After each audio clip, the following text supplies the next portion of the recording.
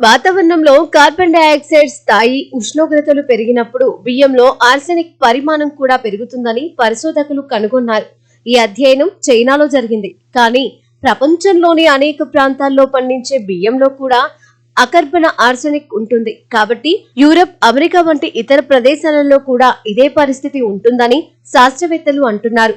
తెల్లని బియ్యం ప్రాసెస్ చేసిన విధానం వల్ల దానిలో తక్కువ అకర్బన ఆర్సెనిక్ ఉంటుంది. ఒకవేళ పరిశోధకుల అంచనా తప్పి ఎక్కువ మంది బ్రౌన్ రైస్ తినడం ప్రారంభిస్తే కేసులు ఇంకా పెరగవచ్చు.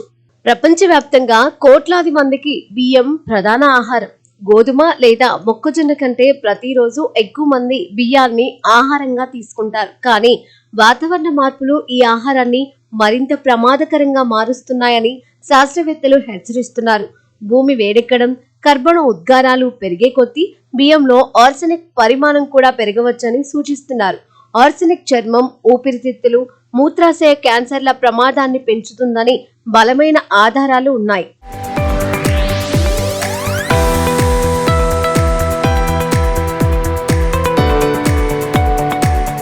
ఆర్సెనిక్ అనేది దాదాపు అన్ని రకాల బియ్యంలో కనిపించే హానికరమైన రసాయనం.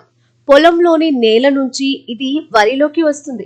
కొన్ని రకాల బియ్యంలో చాలా తక్కువ మొత్తంలో ఆర్సెనిక్ ఉంటుంది, మరికొన్నింటిలో ఎక్కువగా ఉంటుంది. కొన్నిసార్లు ఆరోగ్య నిపుణులు సురక్షితమైనదని చెప్పేదానికంటే ఎక్కువ మోతాదులో ఆర్సెనిక్ బియ్యంలో కనిపిస్తుంది. ఆర్సెనిక్ తక్కువ మొత్తంలో ఎక్కువ కాలం తిన్నా హానికరం కావచ్చు. ఇది క్యాన్సర్, గుండె జబ్బులు, మధుమేహానికి కారణమవుతుంది. ఎక్కువ అకర్బన ఆర్సెనిక్ ను గ్రహించని కొత్త రకాల బియ్యాన్ని అభివృద్ధి చేయడానికి శాస్త్రవేత్తలు ప్రయత్నిస్తున్నారు. కానీ సత్ఫలితాన్ని ఇవ్వలేదు. ఆర్సెనిక్ విష పదార్థం అనేది వందల ఏళ్లుగా తెలిసిన విషయమే. ఆర్సెనిక్ కు రుచి, రంగు, వాసన ఉండవు. బియ్యంలో ఆర్సెనిక్ మొత్తాన్ని తగ్గించడం కోసం ప్రపంచవ్యాప్తంగా శాస్త్రవేత్తలు ప్రయత్నిస్తున్నారు. తినడానికి ముందు బియ్యం నుంచి కొంత ఆర్సెనిక్ ను తొలగించడంలో సహాయపడే వంట పద్ధతులు కూడా ఉన్నాయి.